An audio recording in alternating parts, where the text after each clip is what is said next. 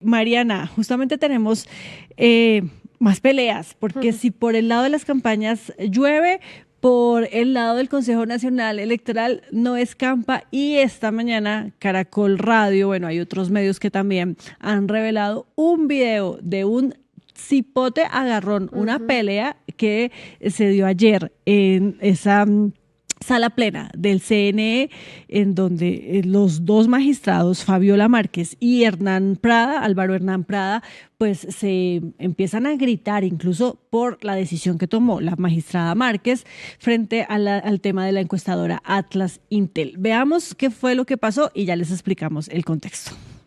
Hizo bien, no lo hizo bien.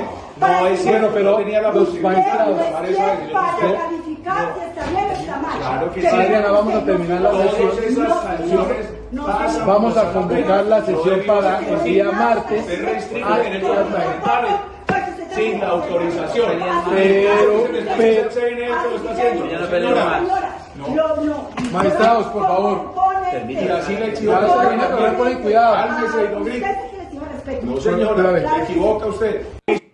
Ay, agarrados Cálmese, y le el dice. señor de atrás riéndose. No, y que le dice Prada a la magistrada Márquez, cálmese, cálmese, no me grite. Y ella no está para nada calmada, al contrario, se levanta de su silla y le está pues gritando, defendiendo también su postura. ¿Qué fue lo que pasó? ¿Qué originó esta pelea? Pues sencillo. Recordemos que nosotros les informamos aquí al inicio de esta semana que el Consejo Nacional Electoral tomó una decisión de sancionar a la encuestadora Atlas Intel porque no está cumpliendo con las normas en materia de encuestas en nuestro país. Están entregando unos sondeos, haciéndolos pasar por encuestas e incluso también en esa medida se cobijó a la revista Semana, que es el medio de comunicación que publica estas encuestas, las de Atlas Intel. Acá les mostramos y todo lo hablamos con un invitado que fue Alejandro Toro, el representante de la Cámara del Pacto Histórico, que puso esta queja y a quien le decretaron las medidas cautelares a favor. Estas medidas cautelares justamente daban esa orden, que se suspendiera la publicación de estos sondeos porque no cumplen con las normativas. Pues bien, quien toma esa decisión es la magistrada Fabiola Márquez, la que ustedes ven ahí levantada peleando, y ella lo que hace es, pues digamos, como pasar el informe sin tener en cuenta a el resto de los magistrados que conforman la sala plena de este Consejo Nacional Electoral. Entonces, por eso, Álvaro Hernán Prada, el otro magistrado que hace parte también de este organismo, le dice, usted está incumpliendo la ley porque esa decisión la teníamos que tomar todos. ¿Cómo así que usted presenta un informe, toma una decisión y no nos tiene en cuenta también nuestra opinión cuando somos un organismo conjunto que entre todos pues debimos haber por lo menos opinado? Esto pasó en las últimas horas cuando se reunieron justamente en el Consejo Nacional Electoral estos magistrados y la sorpresa llegó ayer, Mariana, cuando la sala plena, es decir, ya todos los magistrados que conforman este órgano deciden suspender esa medida cautelar que había salido a favor del quejoso, es decir, de Alejandro Toro, y había ordenado la suspensión de la publicación de estas encuestas o bueno, sondeos de Atlas Intel. Sí, yo creo que nunca habíamos visto las encuestadoras en tantos escándalos, ¿no? Porque Sí. Atlas Intel 3 investigaciones tiene en curso. Les habían aprobado el tema de que no podían publicar más de sus sondeos en los próximos días, en las próximas semanas durante esta campaña electoral, y pues con la suspensión de esta medida sí pueden publicar los resultados de los sondeos que hagan. Entonces queda uno ahí como loco, ¿no? Y pues sorprendente ver a los magistrados en este tono, digamos que en este nivel de discusión tan escalada, y yo creo que eso sí responde a que ya estamos muy cerca de las elecciones y cualquier decisión o cualquier,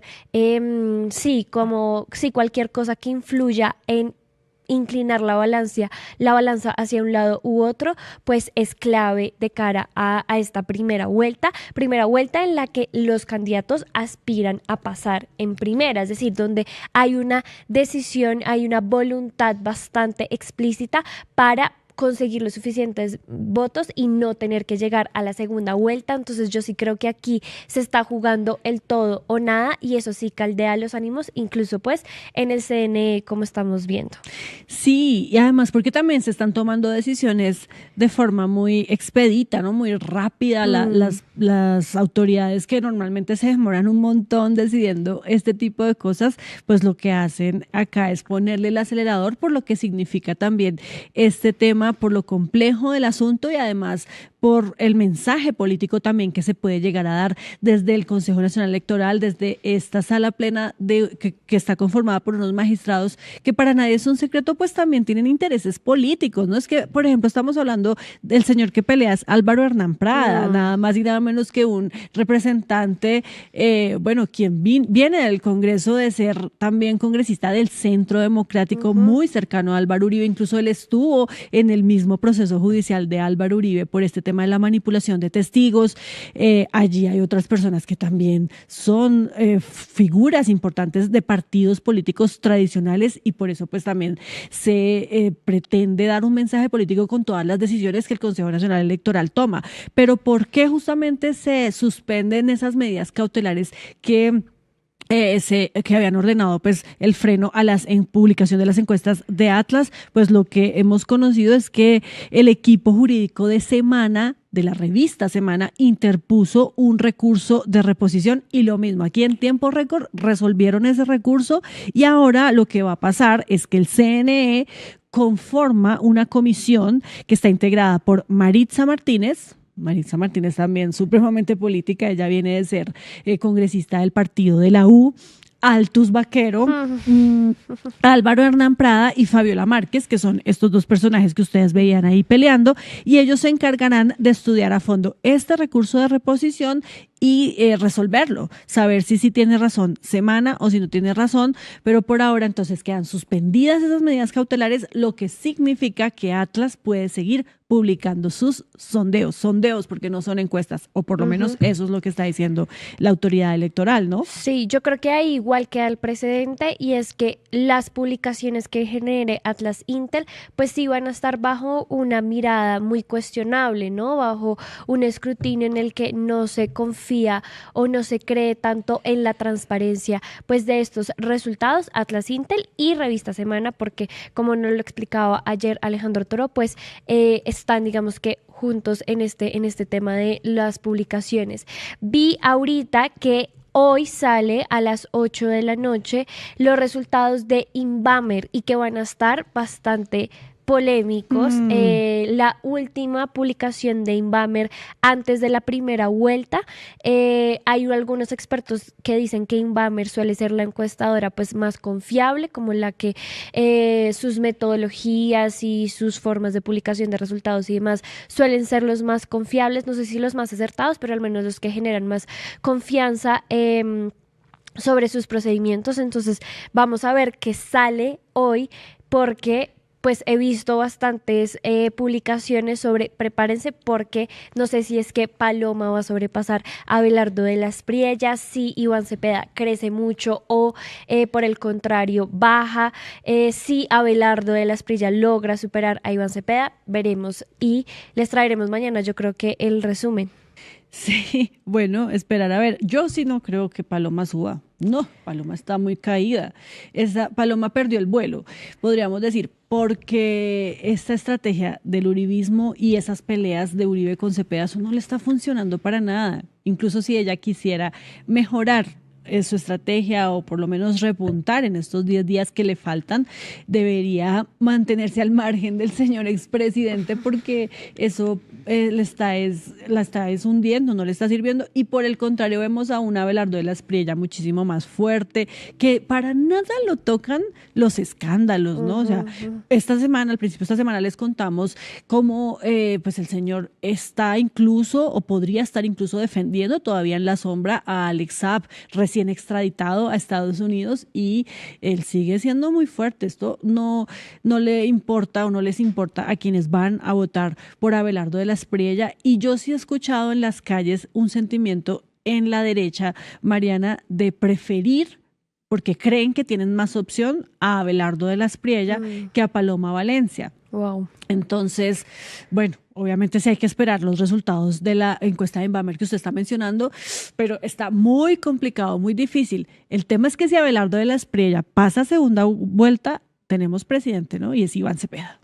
Sí, eso O es por lo que... menos eso es lo que dicen los analistas. Sí, yo creo que, y también lo que han mostrado también las encuestas, y es en un escenario Iván Cepeda, Abelardo de la Espriella, digamos que Cepeda gana con bastante contundencia, pero en un escenario Iván Cepeda, Paloma Valencia, sí es muchísimo más reñida, y yo creo que ahí sí se van a mover un poco más los cálculos y va a depender de alianzas y de, bueno, sí, de quién logre sumar, quién resta y demás, porque eso finalmente son las elecciones y es hacer cálculos, sumar, restar, con cuántos votos cuento y con cuántos votos logro llegar.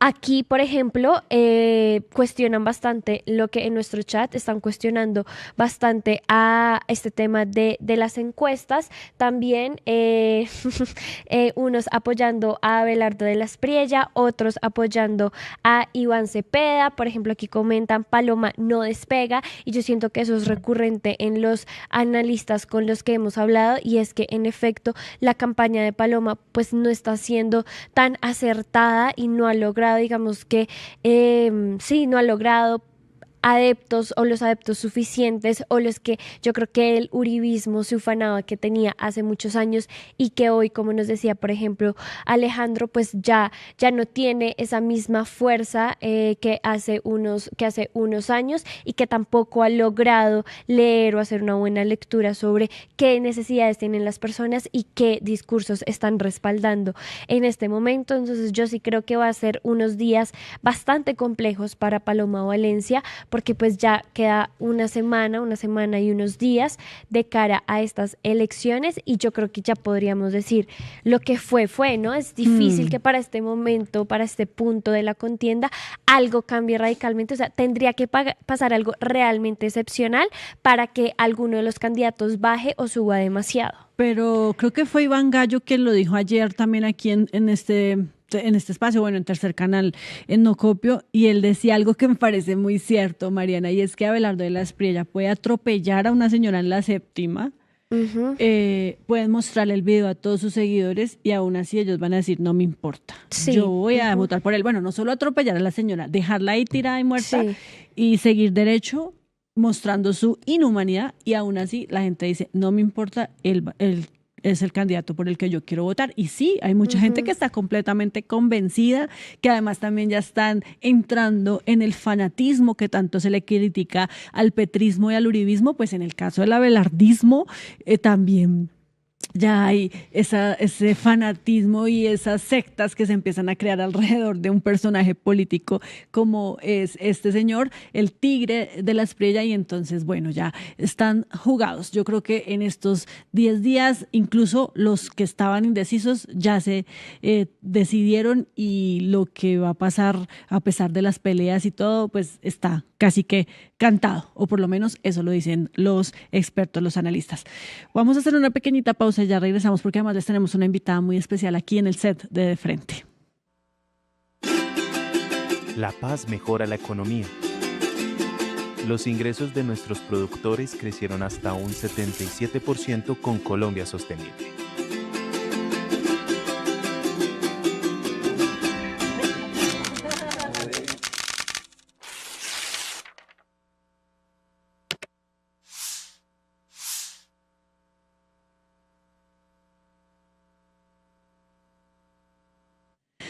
Bueno, no se les olvide que tenemos estreno el próximo lunes 25 de mayo a las 6 de la tarde. Veamos nuevamente esta invitación que les estamos haciendo aquí desde Tercer Canal para que no se pierdan este documental. Iván Cepeda. Ay, no sé qué dice abajo, Mariana. La palabra. Contra el No fuego. alcanzo a leer, perdón por mi ceguera. Iván Cepeda, La palabra contra el fuego, así se llama este documento que produce el Tercer Canal para contarles a ustedes toda la historia del senador candidato presidencial hoy, Iván Cepeda Castro.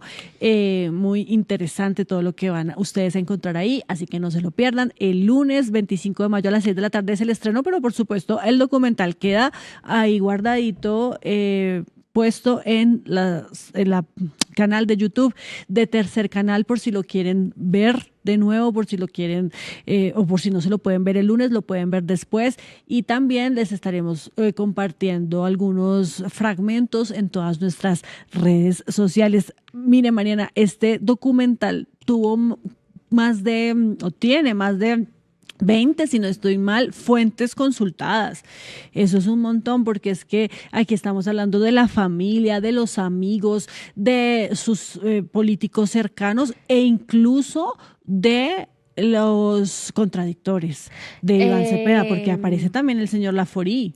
La ex esposa de Sí. Iván Cepeda sale allí hablando, sale la tía de Iván Cepeda desde Pasto también, contando, mostrando fotos de Iván Cepeda joven, de cómo él creció en él, digamos que todo este activismo, esta defensa por los derechos humanos, de cómo fue su crianza, de cómo se convirtió en un personaje que, claro, terminó en el debate público y demás, pero que en realidad nunca aspiró a ser presidente, es decir, que nunca en sus metas o en sus sueños más profundos estuvo la presidencia, como si lo vemos en otros candidatos como Gustavo Petro, que sí era como uno de sus grandes anhelos, incluso la misma Paloma Valencia, que lleva pues varios años, digamos que allí detrás de este sueño. Pues esta no es la historia de Iván Cepeda, sino todo lo contrario, ¿no? Un político también muy de bajo perfil, muy enigmático, un poco misterioso también, sencillo, despreocupado, digamos que de, por ejemplo, los protocolos y los lujos y demás, y un poco eso es lo que vamos a lograr ver en este documental, que nosotras tampoco hemos visto, ¿no? Pero No. hemos visto el trabajo que hay detrás y nos podemos esperar algo bastante profundo y cuidadoso sobre quién es realmente Iván Cepeda, cómo lo podemos conocer más allá de lo que hemos visto en el Congreso, en su enfrentamiento con Uribe y demás. Y esta invitación también es a que nos sigan, a que compartan esta transmisión, a que le den like, a que nos sigan en nuestro canal de YouTube, pero también aparecemos en las redes sociales como El Tercer Canal, en Facebook, en Instagram, en TikTok, en X, en Threads. Allí también nos encuentran con contenidos también para redes sociales, y también les va a aparecer en pantalla nuestra línea Nequi, a la que nos pueden donar para hacer posible este periodismo independiente y que sigamos aquí contando historias. Sí, señora. Ahí está entonces la invitación, lunes 25 de mayo a las 6 de la tarde. No se pierdan este documental, Iván Cepeda. Se me olvidó la parte de abajo. La palabra contra el fuego. Ayúdanos a seguir con nuestra labor periodística a través de nuestro Nequi 310-779-3518. Lo hiciste artísticamente y lo hiciste con las víctimas, que eso es un mensaje a dar. Caminamos juntos, todos con el progresismo por las calles defendiendo el plebiscito por el sí. ¿Cuál es la capacidad de generación de vivienda? ¿Los subsidios para quién son? Diciendo que le vamos a quitar los privilegios a los políticos. La política no descansó este fin de semana con estos personajes señalados por corrupción. Sí, señoras, sí, señores. Llega la central. Este espacio semanal que hemos concebido para reflexionar sobre asuntos coyunturales. Allí vivía la familia de Pablo Escobar Gaviria.